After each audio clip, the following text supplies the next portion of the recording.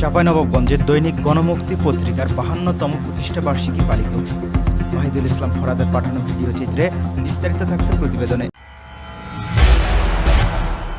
চাঁপাইনবাবগঞ্জে বহুল প্রচলিত পাঠকপ্রিয় দৈনিক গণমুক্তি পত্রিকার ৫২তম প্রতিষ্ঠা বার্ষিকী পালিত হয়েছে। বৃহস্পতিবার দুপুর ১২টার দিক চাঁপাইনবাবগঞ্জ সাংবাদিক অ্যাসোসিয়েশন হলরুমে অনুষ্ঠিত প্রতিষ্ঠা বার্ষিকীতে দৈনিক ভোরের চেতনা পত্রিকার জেলা প্রতিনিধি ও চাঁপাইনবাবগঞ্জ সাংবাদিক অ্যাসোসিয়েশনের সাংগঠনিক সম্পাদক রিপন আলীর সঞ্চালনায় ও অ্যাসোসিয়েশনের মহাসচিব দৈনিক গণমুক্তি পত্রিকার জেলা প্রতিনিধি শাহিন আক্তার এর সভাপতিত্বে প্রধান অতিথি হিসেবে উপস্থিত ছিলেন দৈনিক চাঁপাইয়ের দর্পণ পত্রিকার সম্পাদক ও প্রকাশক আশরাফুল ইসলাম রঞ্জু। সময় বিশেষ অতিথি হিসেবে উপস্থিত ছিলেন দৈনিক ইত্তেফাক পত্রিকার শিবগঞ্জ উপজেলা প্রতিনিধি শফিকুল ইসলাম, চাঁপাই প্রেস ক্লাবের সভাপতি, দৈনিক খোলা কাগজ পত্রিকার জেলা প্রতিনিধি আখতারুজ্জামান, মডেল প্রেস ক্লাবের সাধারণ সম্পাদক ও দৈনিক আমাদের বার্তা পত্রিকার জেলা প্রতিনিধি বদিউজ্জামান রাজাবাবু, দৈনিক গণমুক্তি পত্রিকার নাচল উপজেলা প্রতিনিধি আবুল হোসেন, শিবগঞ্জ উপজেলা প্রতিনিধি জিয়াউল হক, গোমস্তপুর উপজেলা প্রতিনিধি সামিরুল ইসলাম প্রমুখ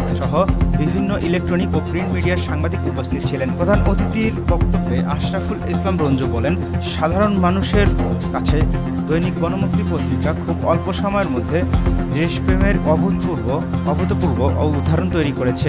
আগামীতে দৈনিক গণমুক্তি দেশ এবং জাতির রক্ষায় তার লিখনী শক্তির মধ্য দিয়ে অনেক বেশি ভূমিকা রাখবে। পাশাপাশি গণমুক্তির এই ৫২তম শুভ জন্মদিনে পত্রিকাটির সম্পাদক সহ পত্রিকার সাথে সংশ্লিষ্ট সকলকে শুভেচ্ছা জ্ঞাপন করেন।